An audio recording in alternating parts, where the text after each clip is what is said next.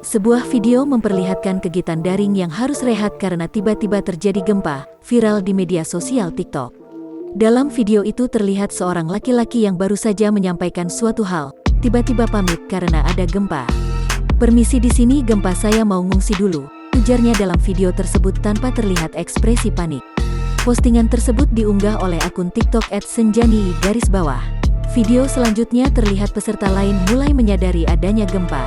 Saat dikonfirmasi, Fadiza Nova FZ, pemilik akun TikTok yang juga salah satu peserta, menjelaskan kejadian tersebut terjadi pada tanggal 10 April tahun 2021 lalu saat gempa Malang terjadi. "Permisi di sini gempa, saya mau ngungsi dulu. Permisi di sini gempa, saya mau ngungsi dulu. Permisi di sini gempa, saya mau ngungsi dulu." Adapun acara yang ada di video tersebut merupakan kegiatan Himpunan Mahasiswa Jurusan HMJ Teknologi Pendidikan Universitas Negeri Malang. Fadiza menceritakan, dirinya saat itu tidak berada di Malang namun mengikuti acara online tersebut dari Bandung. Adapun video tersebut didapatkannya dari rekaman Zoom panitia HMJ yang kemudian ia edit dan ia unggah di akun TikToknya. Sejumlah netizen pun memberikan komentarnya terkait video viral tersebut.